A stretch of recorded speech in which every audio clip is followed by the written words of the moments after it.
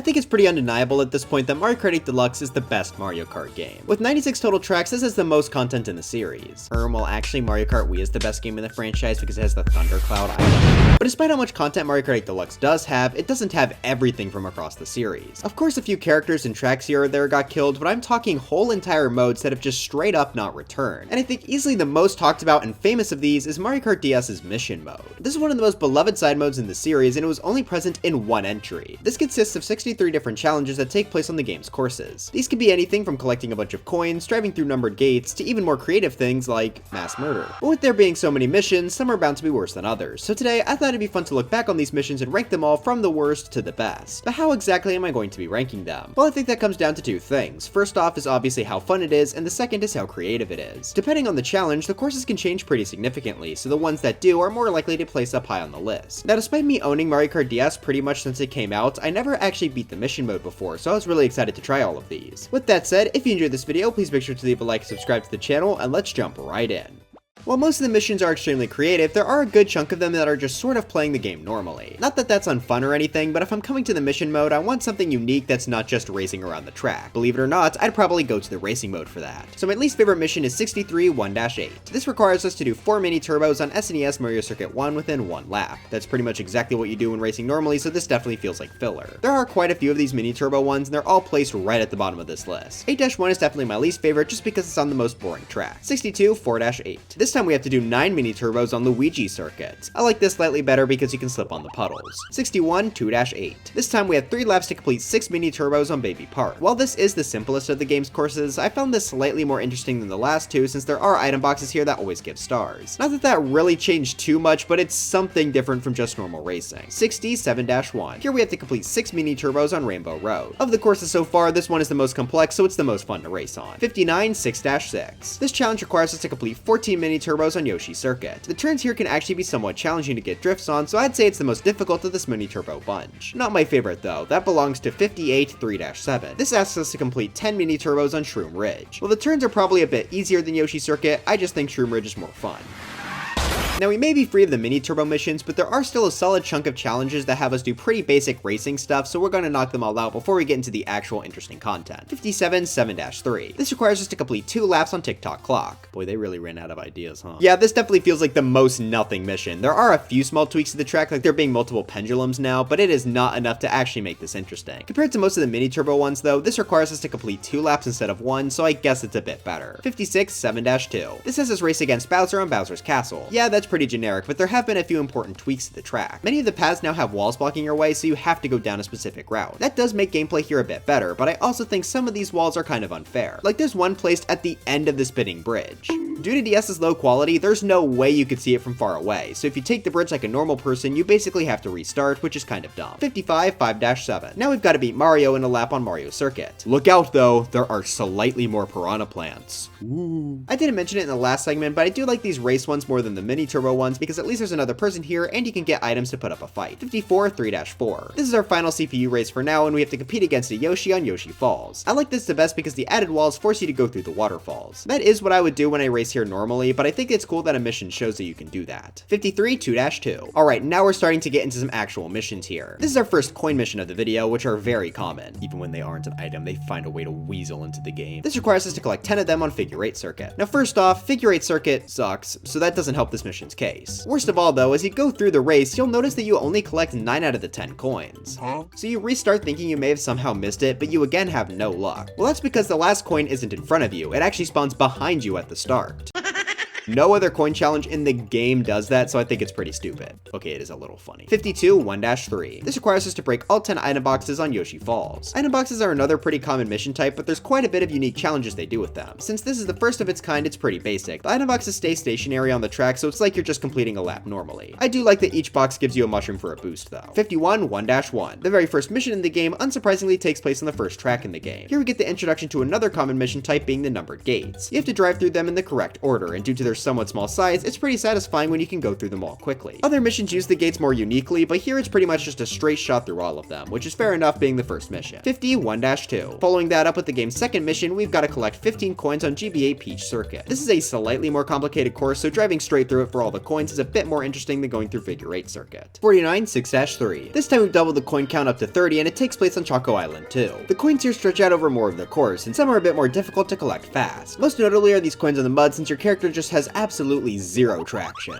Also, I haven't mentioned this in the video yet, but depending on how fast you do each mission, you'll get a different rank from C up to 3 stars. Getting 1 star in every mission is required to unlock level 7 of the mission mode, so each mission is being ranked with speed in mind, which is why I don't just inch my way across the mud at 1 mile per hour like I'm trying not to slip. 48-2-5. This is a bit of a coin cut down to 20, but I like Cheep Cheep Beach more as a course, and I also think it's cool that the coins at the end have us use the jump, which is a bit more interesting than the coins just being laid out on the track. 47-1-7. We gotta collect 20 coins in Moo Moo Farms, but what's interesting is that this mission actually opens by giving us an item box. This lets us use the triple mushroom, which is nice for some extra speed. I'll be honest though, I kinda just used them all at the start. I still think that's a nice addition to make this a bit more unique. 46-5-4. Back to numbered gates, we have to go through 10 of them on GBA Bowser Castle 2. I like how the gates placements encourage us to go down certain routes here. A lot of them are placed right before or after jumps, which obviously encourages people to take them when they otherwise may not have. 45-2-3. There are 5 gates this time on SNES Donut Plains 1. What makes this stand out is the fact that there are mushrooms on the track, which are fun to grab for some extra speed. I also like that the second gate is placed in the off-road to show off a shortcut. 44-6-5. This takes what the last challenge did and ramps it up pretty significantly. This time we gotta drive through 8 gates on Sky Garden. Many of the gates are placed in the shortcuts again, but this time we're given item boxes to help us through. I find the shortcuts on Sky Garden far more interesting than the small off-road cut in Donut Plains 1, so I think this is a better mission. 43-7-5. Taking place on Wario Stadium, this is definitely one of the more difficult coin challenges. You have to collect 20 of them throughout the course, but the problem is many of them are placed on the jumps. So you have to do your best to jump off the ramps at just the right speed and angle to collect all of the coins through the fire rings, which I thought was pretty fun. 42-5-1. Alright, here's where the missions start to get a bit more unique. We've got a race on Peach Gardens, but instead of being against a normal CPU, this is against a chain chomp. Now to be honest, while the concept is really cute, execution could have been a bit better. The chain chomp is quite slow, so this pretty much just turns into a time trial by the end since you're so far ahead of the chomp. 41-1-6. This is our first backwards mission, where we have to drive through a course, but backwards, who could have guessed? In this case, we're in Luigi's mansion. Luigi is unfortunately too much of a coward to face the spooky ghosts inside, so we gotta get through the mansion backwards. This is definitely a fun concept, but it is extremely easy. Honestly, might be the easiest to get 3 stars on in the game since you just hold the B button and turn slightly. 43 boss. That's right, on top of wacky little challenges, the mission mode actually has bosses at the end of each level. That is super cool, and I'm really happy with how they all turned out. Now, these are all taken from Mario 64 DS, but the fact that there are bosses at all in a Mario Kart game is amazing. Of the fights, I thought this one was probably the lamest. For starters, it takes place on Baby Park instead of its own arena, and instead of being a fight, you just have to race against it to the end of the course. This seems to be very RNG dependent though, because Goombas will throw either Goombas or mushrooms at the player. Obviously, mushrooms will help in the race more, so you have to hope he spawns a lot of them and in good places. It's still cool that there is a boss fight at all, I just think the others are a bit better. 39-3-3. Here we have another coin challenge, but this is a bit more unique. They're placed on GCN Luigi Circuit, but instead of driving the track normally, you have to circle a chain chomp without getting hit. This is a really cute concept, but sadly it is pretty easy and fast, so I can't place it much higher. 38-4-5. Here's another enemy coin challenge, but this time we gotta avoid a ton of thwomps on GBA Bowser Castle 2. This feels intense as you try and zoom through the 2 rows without getting squished. You can just basically hold forward and be fine, but I still enjoyed doing this. 37-1-5. This is our first mission to take place on a battle course. Since these are structured to be a bit more open, I generally found the missions on them to be more interesting. This is another numbered gates challenge which has us explore the Nintendo DS map, which is definitely one of my favorite battle courses in the series. It's still pretty easy, but I enjoyed it. 36-4-4. 7 numbered gates are placed in Desert Hills, and I really like how they're placed in the off-road. We saw this a few times before, but what makes this one stand out is the fact that the shortcuts on this map are a lot less obvious. Plus, we also get to use mushrooms again to get some extra speed. 35-1 boss. Time for boss fight number 2 being against the big bully. This works pretty much exactly like you'd expect. You have to knock him off this arena into the lava. First off, I really appreciate him getting his own arena. That's a great touch. Sadly though, this fight is stupid easy. Just mushroom directly into him 3 times and it's over. It works as a first boss, but it's not really a highlight mission. 34-6 boss. This is against Chief Chili and is basically the same thing as the last one, but you have to knock him off 3 times. Obviously that makes things harder, but it's still super easy to push him in with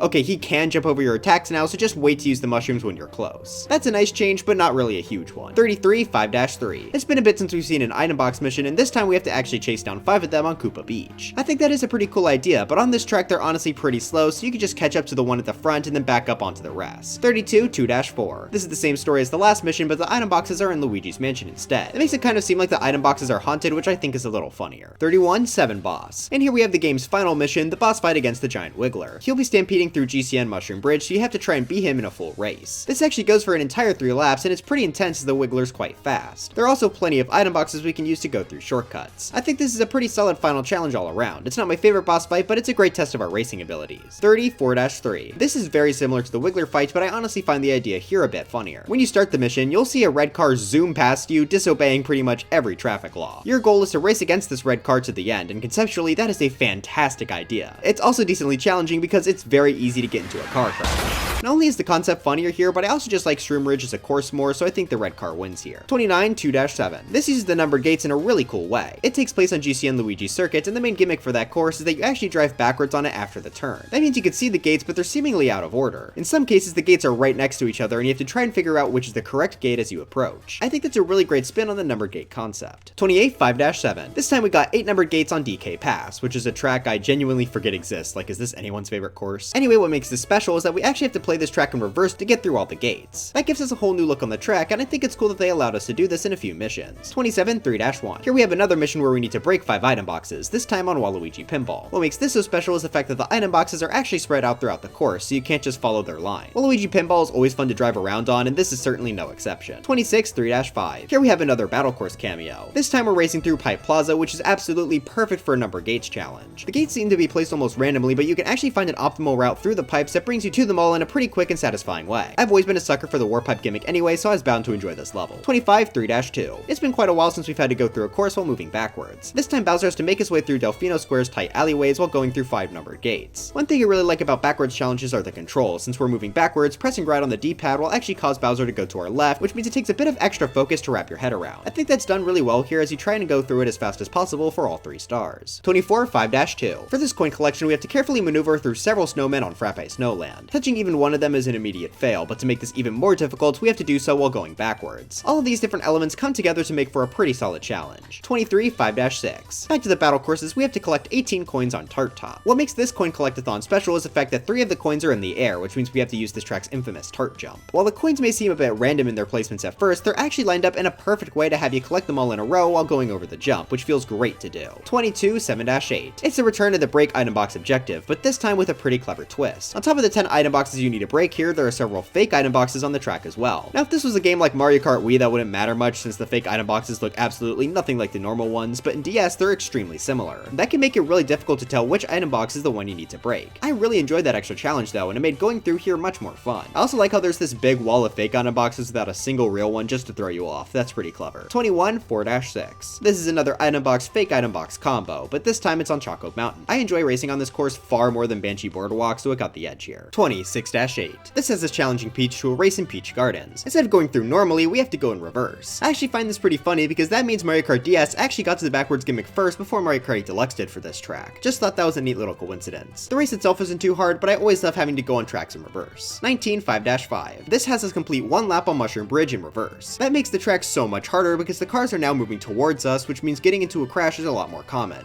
Sorry guys, I used up my car crash green screen budget for this video. What makes this even more difficult is the fact that there are several walls closing off some of the lanes, which means you have very little room to get around all the cars. So even though you aren't racing anyone here, I still think this is a pretty intense mission. 18, 4-1. To end off this reverse track trilogy, we have to race against Donkey Kong on DK Pass. The reason this is my favorite of the bunch is because the track is definitely the wackiest to go backwards on. You have to go uphill on a lot of very steep slopes, which is definitely a pretty odd feeling, especially when you leap off of them high into the air. It's also great having to move toward the giant snowballs here, so I think this was a great choice for a reverse track. 17, 4-7. This is probably the most unique gate mission of the bunch. This takes place on Waluigi Pinball, but you may notice that the gates themselves don't actually have numbers this time. For this mission, you don't have to go through them in any order, which means you have to create your own route here. I think that is really cool, and I had a great time moving along the pinball table trying to go through each gate. I'm surprised this is the only mission with unordered gates, but they did a great job with it. 16, 3-6. We're about 3/4 into the list, but we finally made it to my favorite mission type, mass murder. For this first murder challenge, we have to kill 5 Monty moles using green shells at Moo Moo Farm. The reason this is my least favorite is because it can be a little annoying trying to time it perfectly, but it still feels great catching a mole on its way back down. 15 5-boss. This battle is against King Bob. What? That's not his name. For this fight, we have to use his own bombs against him by picking up an item box and exploding him. Since he's a pretty big target, this isn't too hard, but I still had a pretty fun time with this fight. 14 6-1. Here we've got another drive backwards mission, but this time we have to try and stay on top of the spinning bridge in Bowser's castle. This works excellently with the inverse feeling controls of backwards mode, as you have to really focus on which direction you have to be pressing. This is a very short mission, but I thought it was fun and creative. 13 7-8. This takes place on the GOAT airship fortress and is our final driving backwards challenge. In order to complete this, we have to collect 12 coins, but they're placed within a mini crate maze. This is pretty fun to navigate through, and I especially like how the last few coins are placed underneath the burners. With the inverse controls, it can be quite scary trying to dodge them. 12 2-1. This is another crate related mission, but this time we have to look out for 10 crates spread across Delfino Square and smash them. This is the only crate breaking mission, so it's definitely one of the most unique in the game. What I like about this mission is that they use the space they were given exceptionally well, hiding the crates in all sorts of places like the dock and in the side area near the ending. It's really fun trying to come up with the most optimal route here. 11 7-6. Out of all the missions, this is the one that took me the most tries to actually complete. But why is that? It's literally just a circle of gates on Nintendo DS. Oh, I see the problem. Yeah, so the timer is super strict here. I'm sure I probably could have been playing a lot better, but honestly, it was kind of fun having it just be barely possible. Since the gates alternate with the correct and incorrect order, you basically have to do 2 laps of the circle within 11 seconds. Sure, it's far from the most complex challenge, but I enjoyed it. 10 4-2. This mission literally just says blast 20 crabs.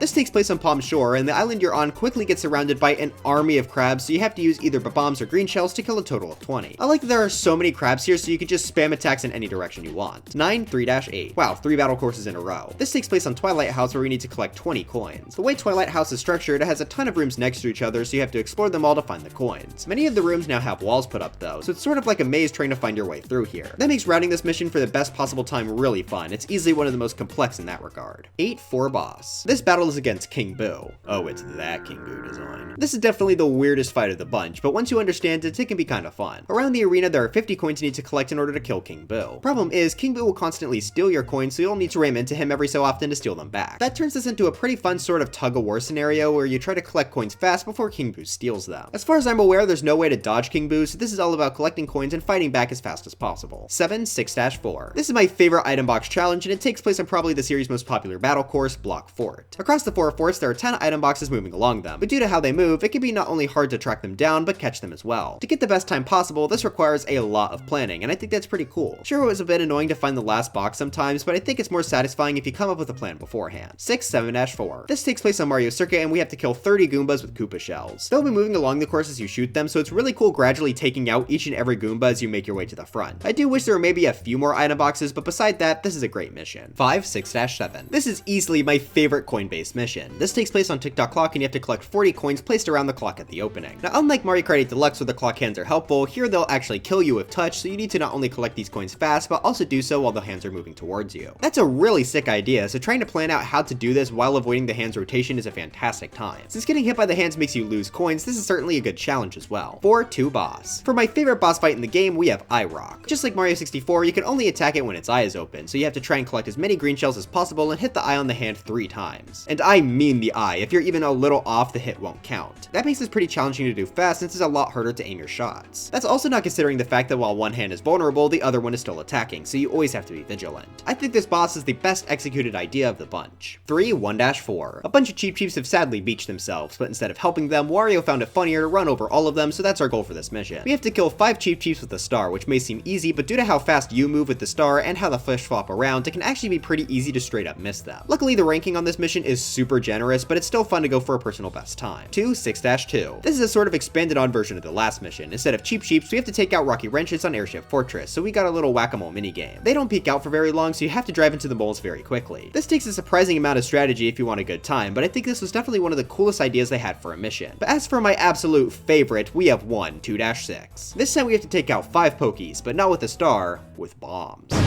This feels so good to do. The bombs fly in just a perfect arc that getting headshots on the Pokies feels immensely satisfying. You can complete this mission honestly quite fast, but it takes a good amount of skill to do so. This isn't an undeniable best mission or anything, but man, sniping things with bombs in the Mario Kart series always feels good. So for that, I think 2-6 deserves the honor of being my favorite mission in Mario Kart DS.